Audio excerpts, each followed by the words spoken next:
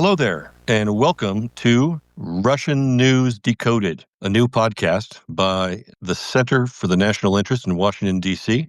My name is Andy Kuchins. I'm a senior fellow at the Center for the National Interest and a professor at the Johns Hopkins University School of Advanced International Studies, SAIS, in Washington, D.C. Also online with me is my co-host, Chris Monday, who's a professor of economics at Dongso University in Busan, South Korea. How you doing, Chris? Doing great. Morning here. All right. It is a 12-hour time difference? Yeah, it's 10 a.m. here. Oh, 10 a.m. here. Okay. So it's actually a little bit more, I guess. At any rate, so the idea of this podcast is that Chris and I will be explaining how the Kremlin presents the world through their national news channel, Первый Canal, or Channel 1. And we're going to riff off of their main weekly news roundup show called Vesti Nedeli, News of the Week, that is broadcast on Sunday evenings. It lasts for about 2 hours. It's hosted by the veteran master of the dark arts, Dmitry Kiselev. And we think it's really an excellent way to understand not only what is happening in Russia, but how they are explaining it to Russian citizens and, in effect, to the rest of the world. Many of you may say, "Well, that's just propaganda." Well, I think that that's not untrue, but most news shows are propaganda in their own way.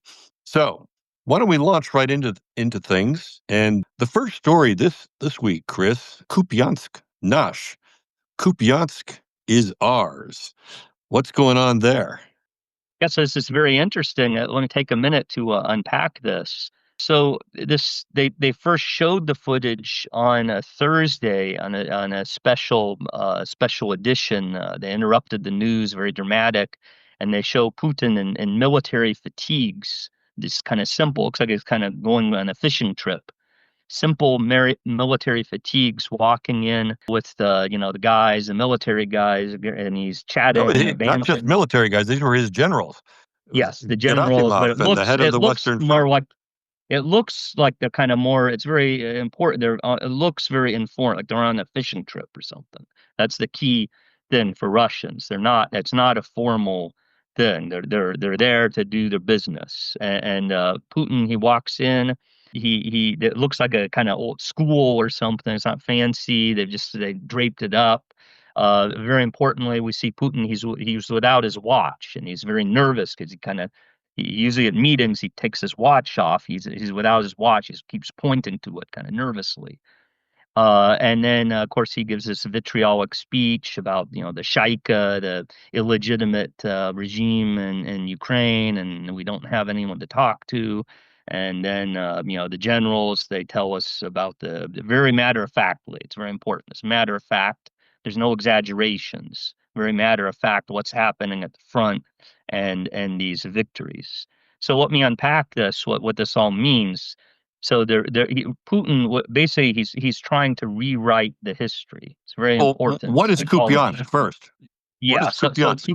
they're saying Kupyansk Nash. That's like Crimea Nash, Krim Nash. So I was there 2014. This was a So big thing. Krim Nash. Everyone was screaming it that Crimea Kupiansk is is a town, is a yeah, city in Ukraine that they've been fighting yes, over, yeah, yes, yeah. So and the the Russians are Crimea. declaring victory. Yeah, so Crimea was very popular. This Kupyansk, this was a big mess up in 2022. The Russians took it, and then the Ukrainians they took it back. And for the far right, I mean, this was a huge defeat. This was Igor Strelkov, the far right, military leader. He was on his podcast saying that we should behead Shoigu. Shoigu, they were too fancy. They have this kind of James Bond setup where they were this Hollywood scene where the generals are with their TV screens monitoring things from afar, and nothing was true, nothing was realistic. And you even saw this on the Russian news. They were criticizing Putin that were saying, this is the war's not going well, and you're too far off. It's too dressed up. Svadbeny general, the Shoigu was a dressed up general, and so this is rewriting history. This is showing that Putin he's learned the lessons and he's back and he's retaken this area. It's very important. He's retaken this back again from the Ukrainians, and this time for good. That's what he's showing. Right, and it's in a modest, no nonsense kind of way. A real Yes, contrast that's very important. to what you were He's alluding to. The he's war was not highlighting the conflict. going well for the Russians in the fall of 2022. And yeah, the nationalist right was totally vitriolic on the case of Putin, of the defense secretary Shoigu. So it's a real contrast, and also that Nash Krim taking over Crimea, the first step going back to 11 years ago, well, almost 12 years ago now, and then Nash Kupyansk. Maybe they're hoping that that would be kind of the full circle of the war in a way. Kupyansk could potentially be a final or close to a final act in the war. And this really takes us to what I think is the most significant story, of course, of this week, and that is the peace plan, the Trump peace plan, right? That's kind of how I see them starting with Kupiansk, and then they segue right into the peace plan. Now let's talk about the peace plan. Let me start, and then I'll turn to you because this is the big story of the week, which dominates the Vesti Nedeli.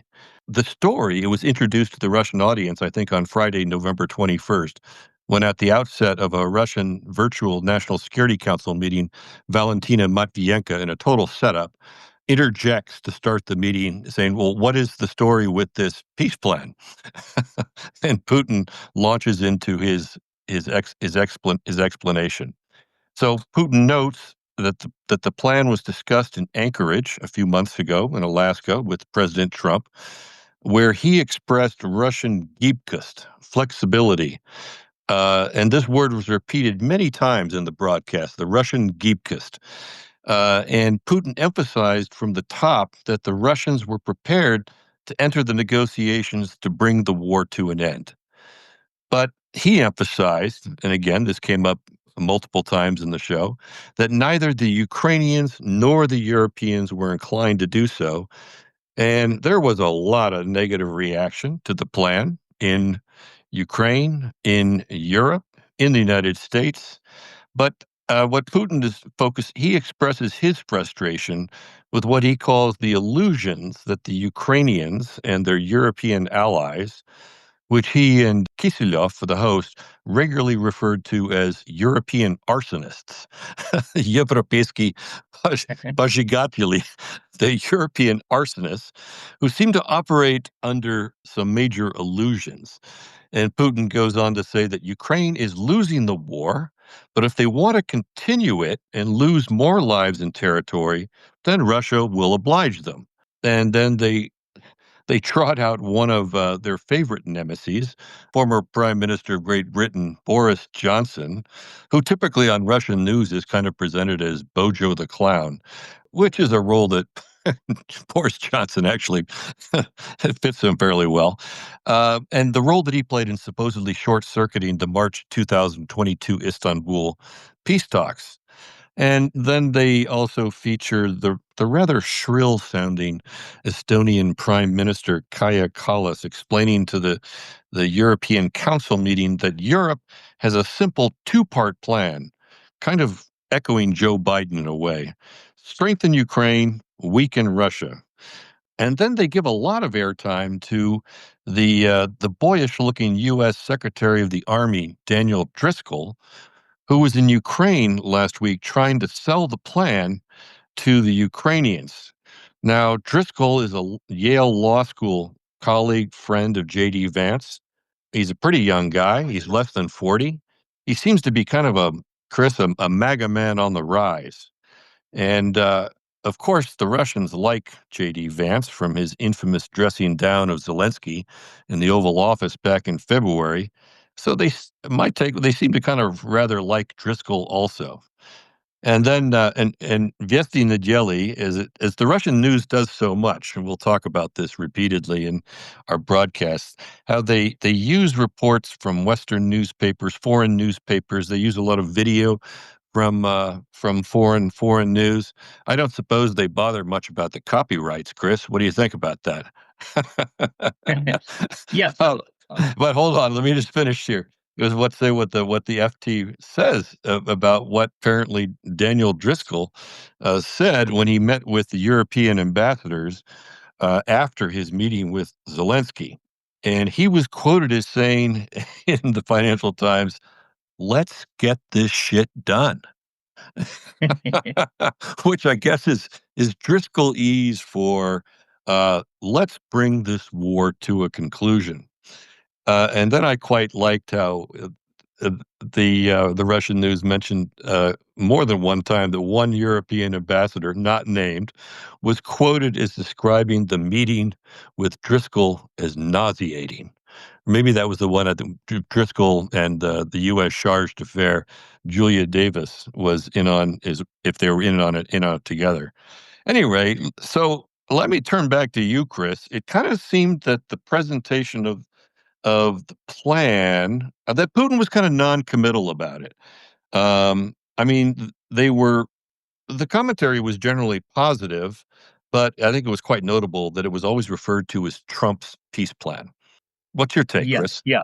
Yes, yeah. So it's very interesting. Of course, you're right. The Russian news, they want to show that they're in command of the intricacies of Washington politics and European politics. They know all about all the insiders, Vance and everything. So on the Russian news, we've seen, over the past few weeks, this cult of personality for Putin. I mean, we just said, he was at the front lines, and then he was meeting, as you said, with his staff, and then they showed another. I mean, The there's dude is also everywhere. a meeting with a tax man, where he's going over tax policy, and we don't the other figures have disappeared. And notoriously Lavrov have disappeared. I mean, this is showing, of course, that Putin, he's going to decide if we're going to have peace or not. And to me, this also shows there must be some disagreement within Russia, a lot of disagreement that they're trying to tap down. We don't see in the news, they're not discussing any of the points at all. They're not preparing for peace. So this is a few months back, that when the peace talks first started. We were getting reports, about, opening a new Zara, or getting some Western credit cards, or what's going to happen with McDonald's. Well, we don't see that now. There's no discussion at all of post-war. They're just not talking about it. It could be that Putin, he's not serious about the peace, and just plans on continuing war, or it could be, he's facing significant opposition, and he doesn't want to show any of that. So it's also interesting. They're calling it the Plan Trump. That's so it used to be the Plan Putin. It's all Putin's thing. Now it's Plan Trump, and he's sitting back. He's sitting back and looking at this. But of course, this is this is a myth. It's interesting because we know, of course, Kirill Dmitriev was in Florida discussing this plan. We know that Putin okayed the main parts. And then there are many reports that Friedrich Merz of Germany was also in on this plan, of course, Qatar, and then Umerov and other Ukrainians were heavily involved in composing this plan. And the Western press, along with the Russian press in this case, is kind of playing along with this idea that, is just Trump, came up with Witkoff, and Trump came up with this plan, which I does not sound true. To me, this shows, one, that that, of course, like other leaders, Putin doesn't want to take the blame. He's nervous about this peace plan. He knows he could face blowback. And then he's also, this is a big message for the elites, that he's going to play along. He's not going to embarrass Merz or someone else. He's going to, the Slova Paisana, that he's for this code of Putin. That something that happens, he knows the inside. He keeps it inside. He's going to be a team player with Trump. That's what I see. Yeah, and all of this is happening, Chris, with the backdrop of the huge corruption scandal going on Vindic Gate. in Ukraine, which just emerged a little more than 10 days ago, and last week it was the feature story of Vesti Nedeli. How do you see that? How do you see the connection between uh, these two phenomena? Well, of course, the Russians are playing this up. It's a propaganda bonanza for them. They're just repeating what the Western media says on this, and then kind of embellishing it. They highlight, of course, that Mindich, she escaped to Israel, and then there's these anti-Semitic dog whistles. Of course, Zelensky's Jewish. They don't say it outright, but of course, They don't there's have to. and insinuate, yeah, most Russians will understand that what they're saying is, these the Jews aren't up to the job of governing, and there's a lot of this corruption, some shaikas, Can't trust as them. Putin says. Yeah, there's they're kind of a little mafia. So and Vladimir Solovyov, he often says that Zelensky's a friar, that he's kind of like Fredo and The Godfather. He's not a real mafia guy that we can trust. And so this plays into this kind of petty crime, corruption. This, of course, this plays heavily into Putin's propaganda message. And now of course, they are saying that this is part of Trump's, behind the scenes maneuvers. That the NABU, the anti-corruption The agency, National Anti-Corruption Bureau of Ukraine. yeah, secretly run by the FBI, and of course it's Russia, so all these conspiracy theories, and again, this is done to undercut Ukraine, to show that, and in reality, Trump's trying to make a side deal with us, and then is throwing Zelensky under the bus. That's what it's about. Well, it's there's a lot of I think, as you were alluding earlier about the peace plan. It seems like there's a lot of kind of kabuki theater going on. That's Putin is always a guy to keep his cards very close to his chest, and so I think it's understandable that he would keep some distance from this plan. And it's a story that we're going to be watching If as the if I could weeks spin out. if I could Sure. add if I could add a very interesting one of the key parts. And this shows, of course, that it's not a Russian plan. One of the key parts of the plan, of course, is Russia has a considerable amount of money in Belgium, Yes. and that one of the key parts of the plan Part of their is that central bank reserves, they're held by Euroclear, the Belgian yes, institution. yeah, and so part of the plan is that I think it's part of one of the best ideas. That part of this money would just go straight to Ukraine, and then part, it's very Trumpian, would be invested under Trump's guidance in the United States. And this has just been a no-go for Russia. And it's very interesting I mean, there's been no they don't talk about the plan directly, but in the Duma, they have these Oh, yes. broadcasts where they show some parliamentarians complaining and threatening about, if you take our money, this is theft, and what we'll do, how we'll retaliate. And this, to me, shows, I mean, there's could be some considerable, blowback. That Putin, he'll have some constraints. It's not going to be so easy to sell this plan in Russia. No, Right. it was interesting that they quoted the well-known British historian, actually Welsh, Neil Ferguson, Oh who's yeah. quoted as referring, and he did this on X, Twitter, that he sees this as a realistic plan. Most of the commentary we see on in the U.S. media certainly is more of the nature that the plan represents a capitulation on the part of the West, giving up, is throwing Ukraine to the wolves. But I think we would agree that there are some red lines that the Russians are not going to be able to accept. I think one of them is that they're not going to accept a very significant portion of their central bank reserves being essentially given to Ukraine. Um, there's been a lot made about the point of reducing the Ukrainian army to 600,000. By the way, the largest army in Europe right now, Chris, is the Italian army with 350,000. The French Oh, are I in did not. second place with 300,000. So, still, if Ukraine has an army of 600,000, that does leave it with twice the size army of any other country in Europe, I think. Yeah. I don't know where the Russians actually stand on that, but they do seem to be quite clear that there will not be any European peacekeepers in Ukraine.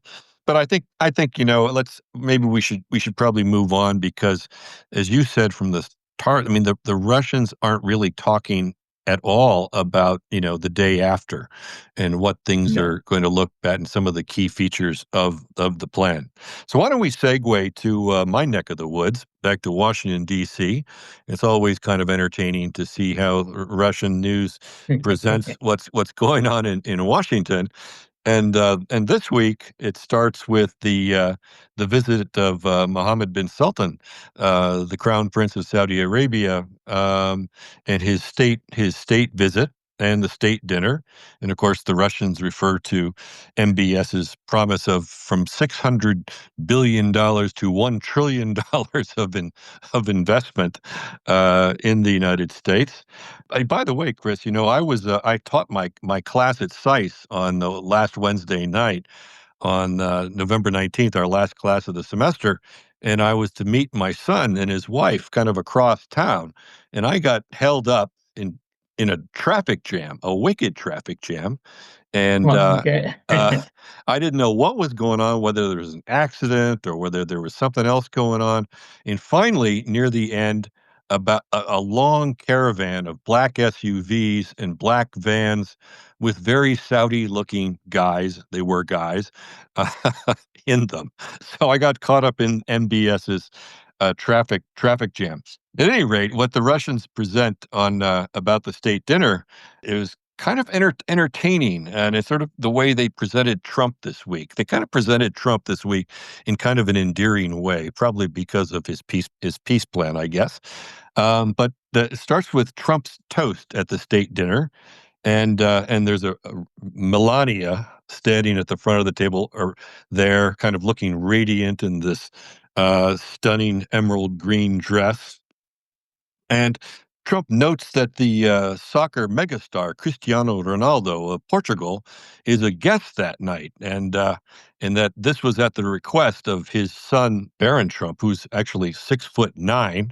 I think he'd be more of a basketball fan than a soccer fan.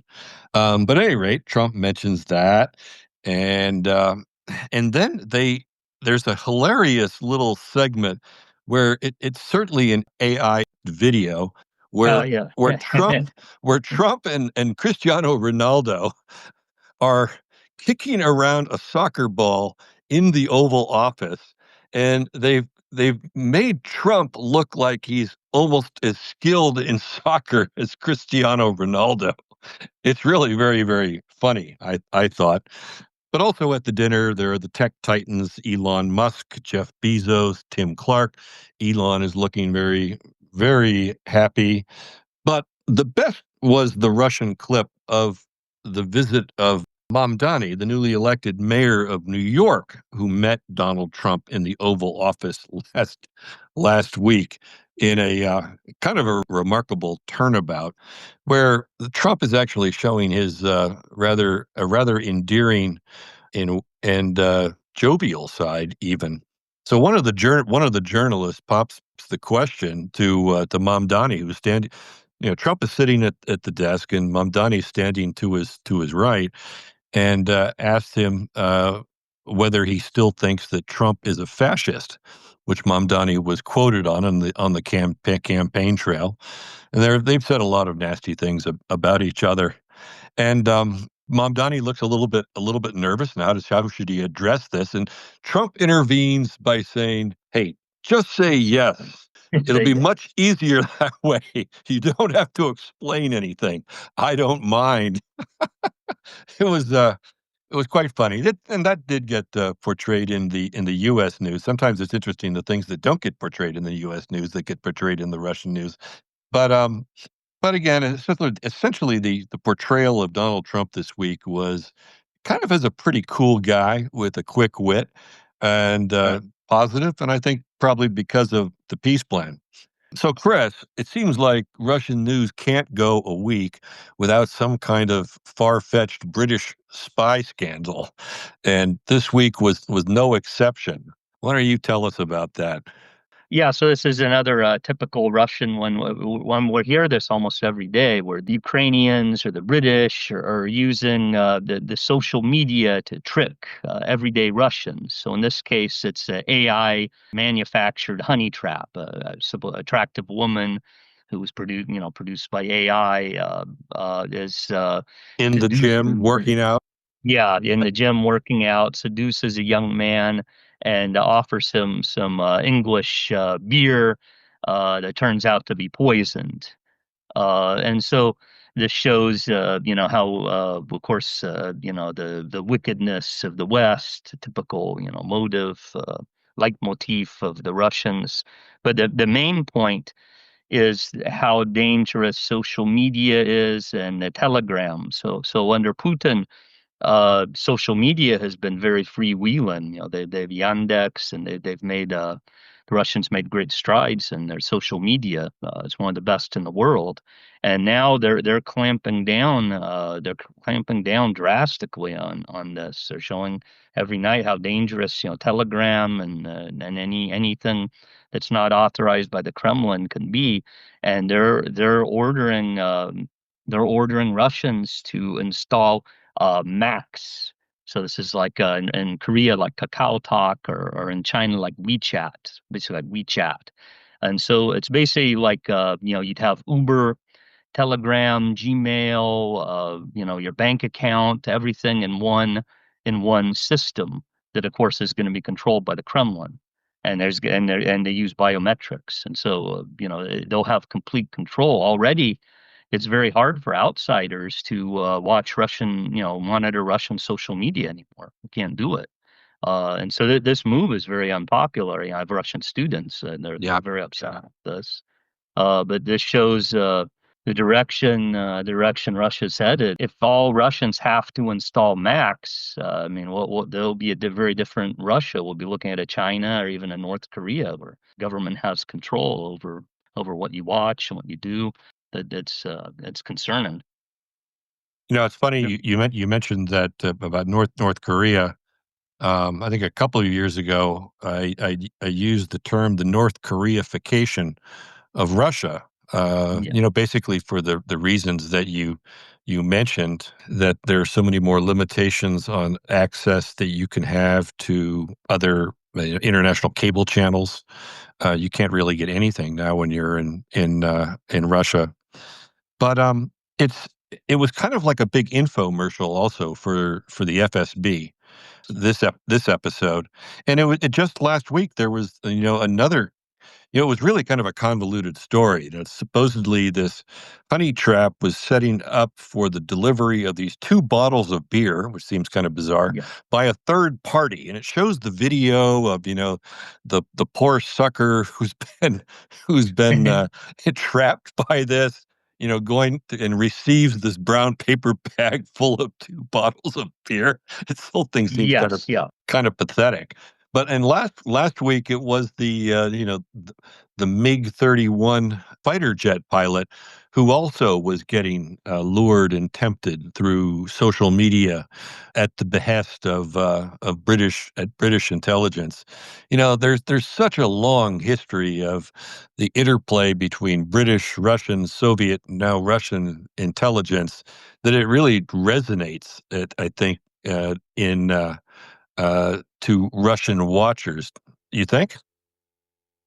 Yeah, for sure. But we see it's very interesting. We see again in in the Russian dramas, we see these British spies, or the Riley Ace of spies depicted, in the Russian docudramas, And the they're big current one supposedly, that you've talked about, yeah, the Chronicles of the Chronicles of the Revolution. Revolution. Yeah, we see George Riley supposedly involved in these key moments in the rise of the Bolsheviks. Then they show the British intelligence supposedly kills Rasputin. It's very, very shocking for Russian audience, but at the same time they see the British, they're behind this evil dark force is behind Nefarious the imperialists. end, yeah, and so of course, Russia has the protocols of Zion about the Jews, and then the Freemason conspiracies. So I mean, this is nothing new. But here, of course, they're showing the dangers of social media. You could be talking, some emailing with some foreigner, and then you can and go to prison. And they're showing, especially in these reports, they always show there's some innocent that's used by these forces, to carry the beer or something. And that's to show, maybe you get a communication, from America, and from Chris. You should report that. You got to report that to the FSB. It's okay. We understand there's can be some innocence, but not if you don't report it, then you'll be blamed too. It's we're seeing it's a kind of Stalin-like mass hysteria already, and it's something, I can say, talking to everyday Russians, they're scared now. It's much different than anything I've seen basically in my lifetime. Probably wouldn't. I agree with you. And I started going to the Soviet Union in 1979. And this is a far more repressive, oppressive atmosphere, I think, for Russian citizens. And just as a disclaimer, I wouldn't recommend Russian citizens in Russia listening to the podcast Russian News Decoded. um, let me turn to another story, and this was the Rosatom, the Russian commercial nuclear power company monopoly, is building a huge nuclear plant in Egypt, just outside of Cairo. Apparently, 30,000 workers are involved in this project, and there will be four other reactors that will be built there. And this story kind of resonates, or more broadly, with something we've talked about, and that being Russia's outreach to what they call the world majority, the Mirovaya Bolshinstvo. And it kind of resonates with me to when Khrushchev's outreach to the third world started in the mid 1950s, when he started with Egypt in the 50s and getting the contract for the largest hydroelectric project in the world, the Aswan Dam. That's kind of what this feels like. Last week it was the Africa Corps in Mali, the sort of the successor group to Prigozhin, the Wagner group, as well as the North Korean troops in Kursk. So this is, the Russians are position themselves as as we have a big advantage in our outreach to the world majority, what most of us call the global South, or when we were young, Chris, the third world, Third because world. they were not overseas imperialists. Well, of course, the Russian Empire was a continental empire, so they were continental imperialists. But they play this with the Japanese as well. That's a theme we'll be watching. So there was quite a bit about, well, our old friend. We wrote a lengthy article about the Russian Prime Minister Mikhail Mishustin, a year and a half ago. About and this, all the reporting was about Transport Day. Transport You day. want to talk about that, Chris? Yeah, most of the Russian news is concerned with the war, and I mean, some of it just grim. I mean, just horrific scenes. But they also they try to project some normalcy. And so we have Sobyanin, the mayor of Moscow. He shows, the happy Muscovites and opening a new exhibition at the museum and well-trimmed Moscow. And then we see typically Mishustin with him, or also, working on these kind of things to make the lives of everyday citizens better. So we have Transport Day, nice with modern transport facilities. This is a major propaganda push. They're renovating these the old railroads and metros, and now you can go in and use Wi-Fi and things, and it's not Soviet anymore. It's kind of hyper modern, better than Europe, better than Europe. And so they show these scenes where people carefree life of the Muscovites. And then of course this shows Mishustin what a that he's one of the few Kremlin insiders that you actually see on the news these days, doing things. As opposed to say Lavrov, who's completely dropped out, or even Patrushev, who we don't see him, but we do see Mishustin almost every day doing something. And then finally, they on this note of Transport Day, they finish the show in the Arctic, Oh with yeah, the first piece being the launching of the latest and largest nuclear icebreaker, the Stalingrad. Stalingrad. Um, and of course, this is tied to, um, Russia's strategic interests in the Arctic, the Northern Sea Route. The Northern Sea Route, by the way, which was initiated by Stalin back in 1928. But now that the Arctic is Yeah. melting, it's creating the possibility of a Eurasian Northern Sea Route that would be much shorter and faster to get goods from Asia to Europe than either going around the Horn of Africa or even through the the Suez Canal. And then they turn finally to the new airport in Murmansk, um, which Yeah. is the large. Murmansk is the largest city north of the Arctic Circle, population of about 300,000.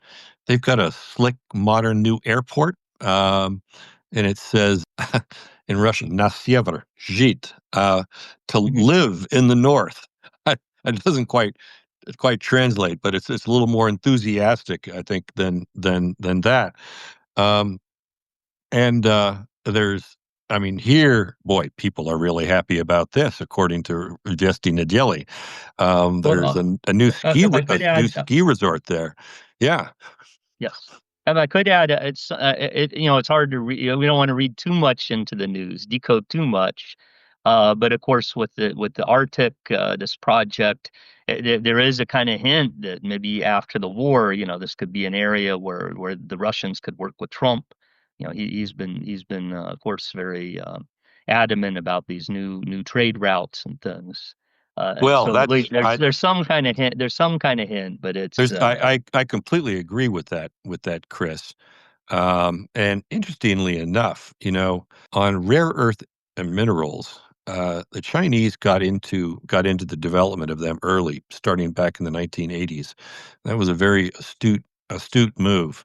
But the Russian deposits of rare earth minerals and all kinds of other minerals, particularly in the Arctic, but on the rare earths, Russia could likely maybe be the have significant enough deposits to be a real competitor yeah. to China. And I think I agree with. I think that is a signal in a way, if we look at what the top of the show was and Yeah. what they finish with. Now, Very faint signal. yeah.